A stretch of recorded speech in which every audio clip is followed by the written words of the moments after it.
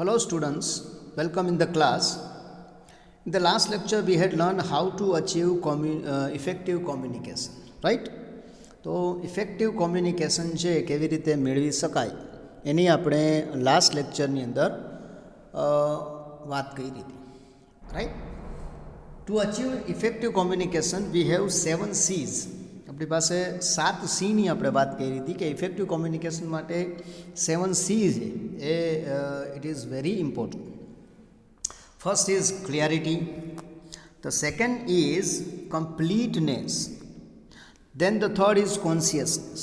તો 3 જે સી છે એના વિશે આપણે વાત કરી હતી, ક્લિયરિટી, કમ્પ્લીટનેસ અને consciousness. Now let's learn next or fourth, right? Fourth is consideration, ધ્યાનમાં લેવું.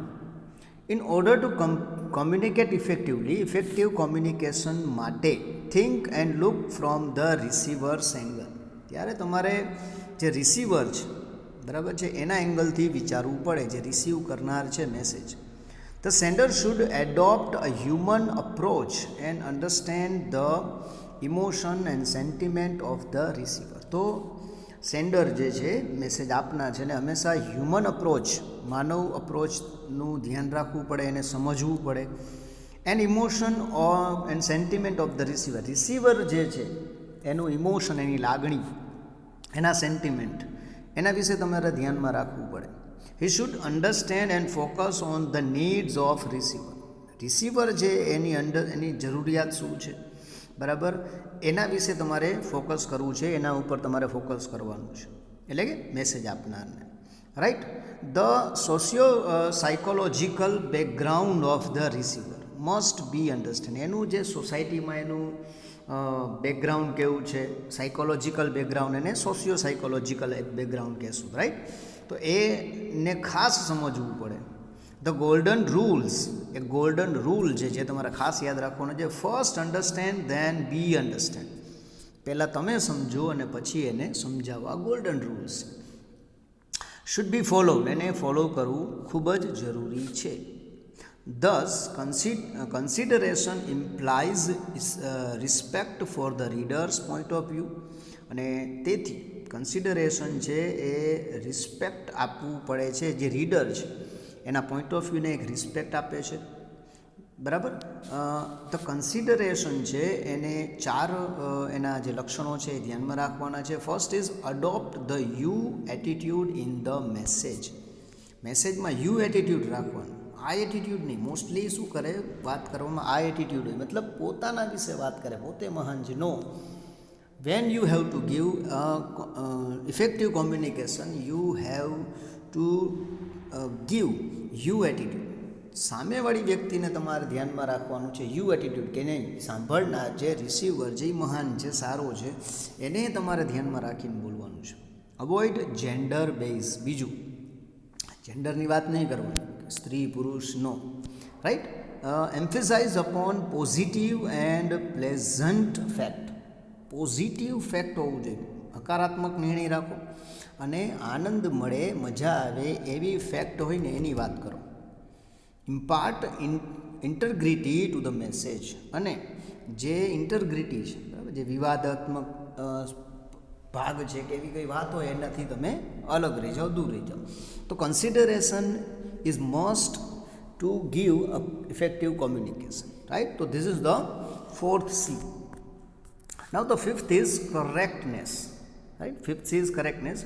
One should not transmit any message unless one is absolutely convinced of its accuracy and authenticity.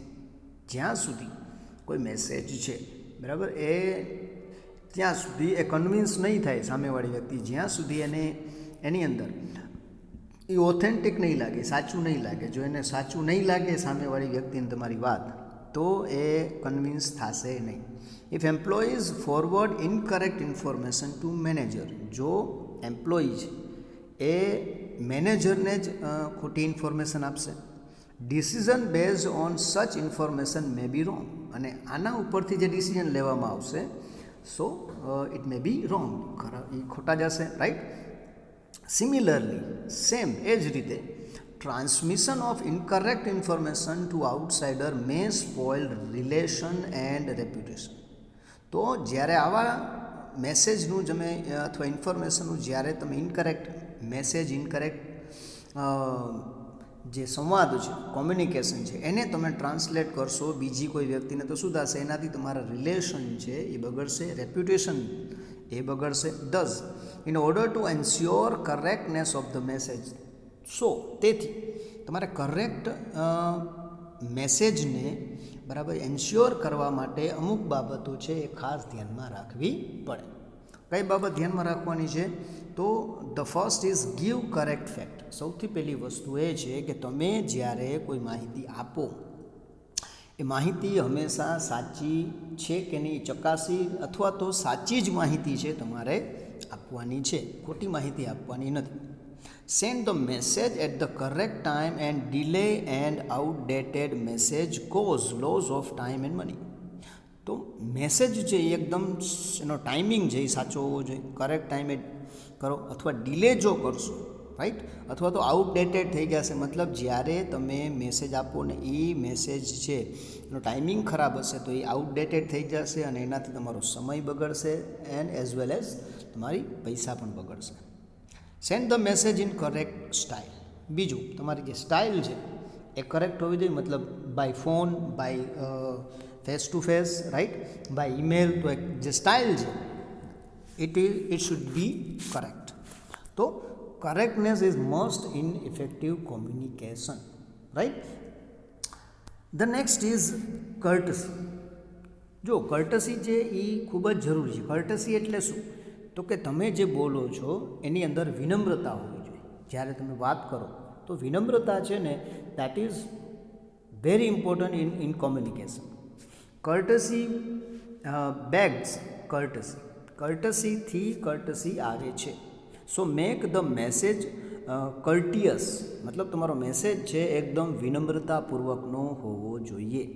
Courtesy means a friendly and helpful behaviour towards other. કર્ટસીનો મતલબ શું થાય કે બીજા તરફ તમારું જે વર્તણૂક છે, તમારું જે બિહેવિયર છે એ ફ્રેન્ડલી હોવું જોઈએ, સાથે સાથે હેલ્પફુલ હોવું જોઈએ કે સામેવાળી વ્યક્તિને એવું લાગે કે એ મને મદદ કરવા માગે છે, right. Polite manners facility communication. તો તમારું જે મેનર્સ છે કેવું છે? પોલાઇટ હોવું જોઈએ, વિનમ્ર હોવું જોઈએ. તો એનાથી શું થશે? તો કે ફેસિલિટેટ, તમે જે પોલાઇટલી કોમ્યુનિકેશન કરો એનાથી કોમ્યુનિકેશન જે એકદમ સારું થઈ જશે. સામેવાળી વ્યક્તિ છે ને એ એટલીસ્ટ તમને સાંભળશે. પોલાઇટનેસ એન્કરેજ પાર્ટિસિપેટિવ, અને પોલાઇટનેસના કારણે પાર્ટિસિપેશન જે વધશે, એટલે કે કોમ્યુનિકેશનની અંદર સામેવાળી વ્યક્તિ છે ને પાર્ટિસિપેટ કરશે. જે સેન્ડર છે, જે રિસીવર જે પાર્ટિસિપેટ કરશે, મતલબ એ રસ લેશે, કમસે કમ મેં કીધું એમ તમને સાંભળશે, બરાબર, તમારા કોમ્યુનિકેશનમાં ભાગ લેશે અને તમને એટલીસ્ટ જવાબ આપશે. So courtesy is very important in effective communication. The following guidelines should be observed to ensure courtesy. હવે courtesy લઈ આવવા માટે તમારે શું કરવું જોઈએ? તો સમ ગાઈડલાઇન હિયર, રાઈટ. અહીંયા જે અમુક ગાઈડલાઇન આપી છે કે એ જે ગાઈડલાઇનનો તમારે ફોલો કરવાનું છે, બરાબર છે. તેથી તમારી વાતની અંદર, તમારા કોમ્યુનિકેશનની અંદર એક કર્ટસી આવશે. તો સૌથી પહેલું છે આન્સર એકનોલેજ ધ લેટર્સ પ્રોમ્પ્ટલી. સૌથી પહેલાં તો જે તમે મેસેજ આપો છો એ મેસેજ છે એનો જવાબ અથવા તો એને જાણકારી જે છે, બરાબર, એ એકદમ પ્રોમ્પ્ટલી તરત જ આપો. કોઈ તમને મેસેજ કર્યો, બરાબર છે, જવાબ એનો તરત જ આપો. પ્રોમ્પ્ટલી એટલે તાત્કાલિક, ઇમિડિયેટલી. એનો ઇમિડિયેટ તમે એને તમારે એનો જવાબ આપવાનો છે, એને સમજાવવાનું છે, right. The second is do not use any irritating or offensive expression. તમારું એક્સપ્રેશન છે એ ઇરિટેશન ન લાગવું જોઈએ, સામેવાળાને ગુસ્સો આવે એવું નહીં કરવાનું, રાઈટ. પછી ઓફેન્સિવ નહીં, તમે બચાવ કરો છો, નો, ડોન્ટ બી ઓફેન્સિવ એક્સપ્રેશન. તમારો એક્સપ્રેશન એવો નથી કે તમને ખબર નથી પણ તમે જસ્ટ એને વાત કરો છો અને બચાવ કરવાનો પ્રયત્ન કરો છો. તો તમારું જે કર્ટસીની અંદર આ બાબત ધ્યાનમાં રાખવાની છે. Then she apologized sincerely for any omissions. ઓમિશન્સ એટલે ભૂલ. જો કોઈ અહીં ભૂલ પડે તો તમારે તરત જ એની અપોલોજાઇઝ, માફી માગી લેવાની તરત જ કે ભાઈ excuse me, I am sorry, right. તો તમે એનાથી શું થશે કે સામેવાળી વ્યક્તિને એ ગમશે, રિસીવર છે એને ગમશે, રાઈટ. અને એ કોમ્યુનિકેશનને ઇમ્પોર્ટન્ટ આપશે અથવા તો એ ઇફેક્ટિવ બનાવશે. ધેન થેન્ક જનરસી ફોર એની ફેવર્સ. પછી કોઈ પણ ફેવર આપે, મતલબ કોઈ પણ વાત છે એ માને, હા પાડે, તો એને તમારે આભાર માનવાનો છે, થેન્ક યુ કહેવાનું છે, રાઈટ. એને તરત જ આભાર માનવાનો કે પ્લીઝ, થેન્ક યુ, બરાબર. તો એને થેન્ક્સ કહી અને તમારે તમારી આભાર વિધિ પણ સાથે સાથે જણાવવાની છે. તો this is the 6th point, courtesy.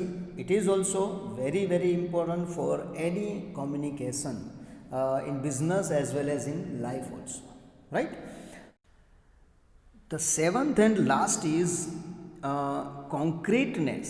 Concrete એટલે મક્કમ, મજબૂત, right. તો communicating concretely means being specific. concrete communication નો મતલબ શું થાય તો કે સ્પેસિફિક, એકદમ ચોક્કસ હોવું જરૂરી છે, રાઈટ. ડેફિનેટ, એકદમ ડેફિનેટ, મક્કમ હોવું જરૂરી છે. એન્ડ વિવિડ, અને થોડુંક અલગ પણ હોવું જરૂરી છે. Using concrete language help you manage to be interpreted the way you attended.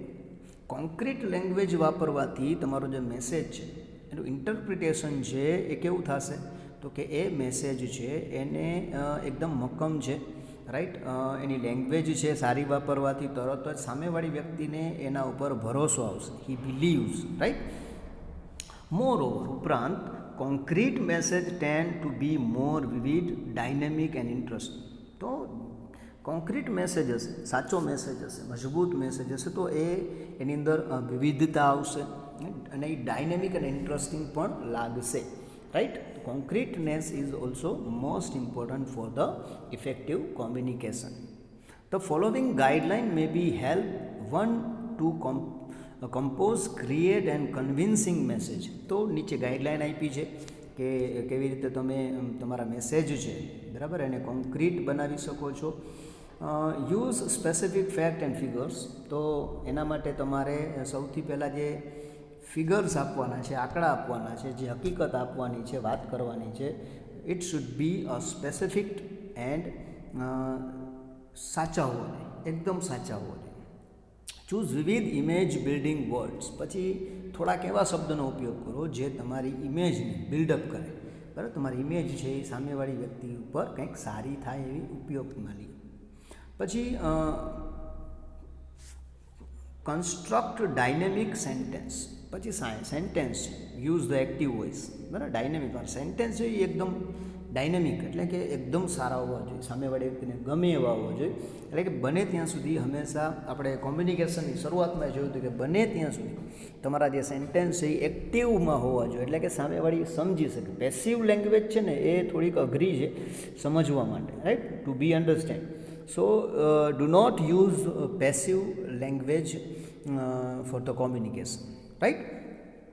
Thus the above mentioned principle form the basis for sound and effective communication. તો જે આપણે ઉપરના જેટલા પોઈન્ટ ભણ્યા, 7 C's આપણે ભણ્યા ફોર ધ ઇફેક્ટિવ કોમ્યુનિકેશન. તો આ જે પ્રિન્સિપલ્સ છે, આ જે સિદ્ધાંત છે, જો એનો ઉપયોગ કરવામાં આવે તો તમારું કોમ્યુનિકેશન છે એ એકદમ સાઉન્ડ એટલે કે એકદમ સ્મૂધ અને ઇફેક્ટિવ બનાવી શકો છો. Communication being of extreme importance to business, because communication છે બિઝનેસ માટે એક્સ્ટ્રીમલી મતલબ ખૂબ જ જરૂરી છે, ઇમ્પોર્ટન્ટ છે, રાઈટ.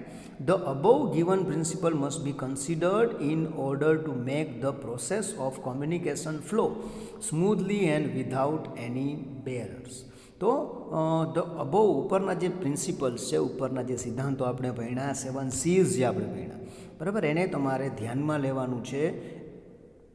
કોમ્યુનિકેશનની જે પ્રોસેસ છે એ સ્મૂધલી ચાલે અને સાથે સાથે એની અંદર જે બેરિયર્સ ઓફ કોમ્યુનિકેશન આપણે ભણ્યા તે બેરિયર્સ ન આવે, બરાબર છે, એને જે અડચણો છે એ દૂર થાય. તો એના માટે થઈ અને ઇફેક્ટિવ કોમ્યુનિકેશન માટે these points are very very important, right.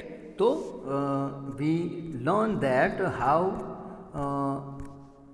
Two achieve effective communication. Right, આખો પ્રશ્ન બરાબર સમજો કે ઇફેક્ટિવ કોમ્યુનિકેશન માટે શું જરૂરી છે. તો there are 7 C's they give effective communication, or you can say that these points are very important for the effective communication. That is clarity, right, the completeness, consciousness, consideration, correctness, courtesy and concreteness. તો આટલી વસ્તુ જરૂરી છે for the effective communication. Right, તો effective communication અહીંયા પૂરું થાય છે. રાઈટ, અને નેક્સ્ટ લેક્ચરની અંદર આપણે જોશું બીજો જે ટૉપિક છે અને નેક્સ્ટ ટૉપિક છે એની વિશે વાત કરશું. Okay, so till then good bye and thank you.